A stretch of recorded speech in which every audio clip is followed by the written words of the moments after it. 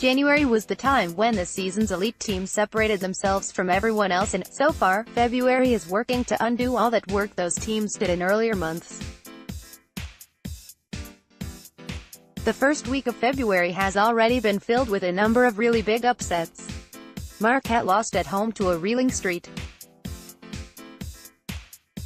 John's team. Buffalo was upset by Bowling Green. NC State scored 24 points in a game, and Kansas lost, again, to Kansas State, putting their consecutive Big 12 title streak in serious jeopardy. Of course, the biggest loser of the month has been Michigan State. The Spartans find themselves on a 3-game losing streak after being upset by both Indiana and Illinois over the past week, raising some serious questions about this group. We start this week's mailbag by tackling those questions, including what this streak means for Michigan State's Final Four hopes. Do you have a college basketball or NBA draft question you want to have answered? Join the conversation on Twitter at Browf33. Thanks as always to those who contributed this week. Do you see MSU turning this skid around, and can they still make a run come March? At Corey Linsner, Corey, will they turn it around? I think they will, but it depends on what you mean by turn it around. Will they get back to being a top 5 caliber team? No. I think we've seen during this stretch that their offense can't reach that level consistently without Joshua Langford. But will they stop losing to teams like Illinois and stabilize themselves? 100%. They have too much talent, and Izzo is too good of a coach for them not to.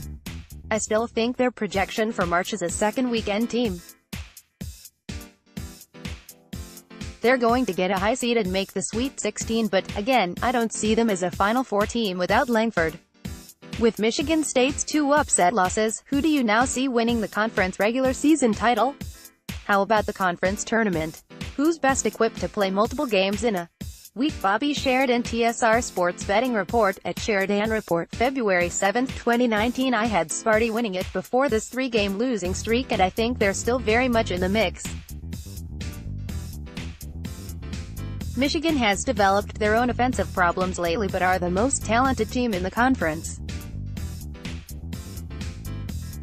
Then there's Purdue, who doesn't have any games left against either Michigan school, which sets up well for them. In the end, I think 2 of these teams will be co-champs. Give me Michigan and Purdue to split it. With that, I still think Michigan will win the conference tournament. There are going to be a ton of upsets with how wacky the Big Ten has been this year, but I still trust Beeline. Is there any scenario that Kentucky gets 2 seed in Louisville region? Lisa, at Fleur de Lisa 50, February 8, 2019. Oh, absolutely. In fact, if they fall to the 2 line, I would be shocked if they were not in Louisville. It will be weird for the Wildcats to play there, but barring a collapse, Kentucky is going to be in line for a 2 seed because of the quality wins they have. Would the Suns be better off taking Zion or Morant if they get the first overall pick? Tristan Freeman, at HoopsNet351, February 7, 2019. Them, and everyone else, would be better off taking Zion if they had the option.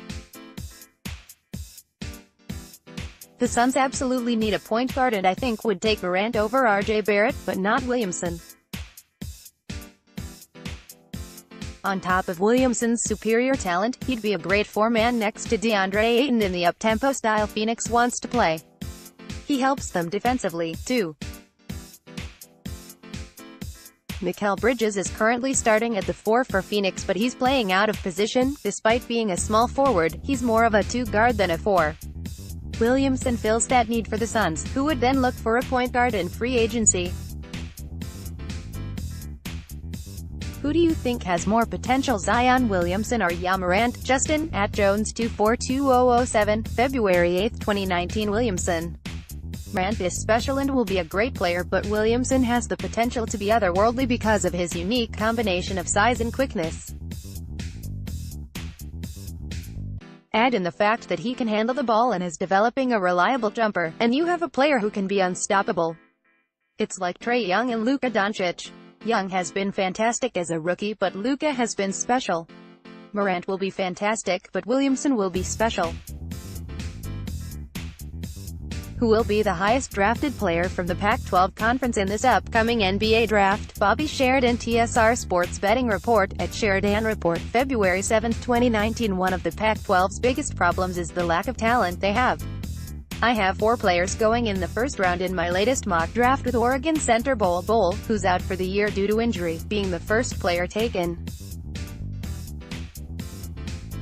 USC's Kevin Porter Jr. is also in the mix. At Brow33. Your favorites for the UCLA job: Ted Newhart. At Ted_Newhart, February 8, 2019. I discussed the possible candidates in more detail here, but they're going to go after everyone. I know they plan on shooting for the stars. They might be willing to wait on Billy Donovan, and will pursue coaches who already have great jobs, but I think the realistic candidates are listed here.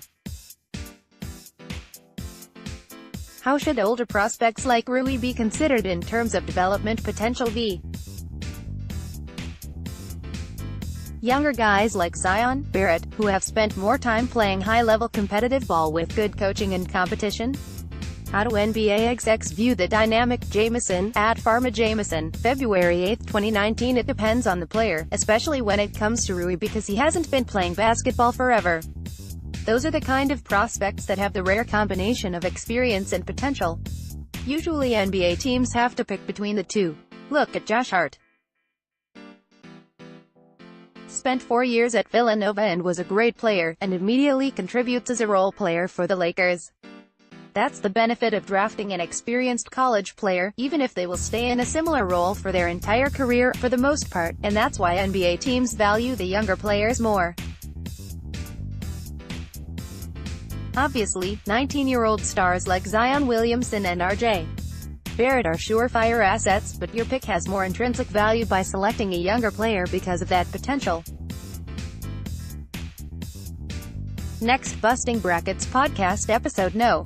Or finding a balance is key. You don't want to draft a player whose potential is lower than an experienced player's floor, obviously. But scouts are always intrigued by the hope of a young, promising prospect, and it's why there are so many steals available late in the first round.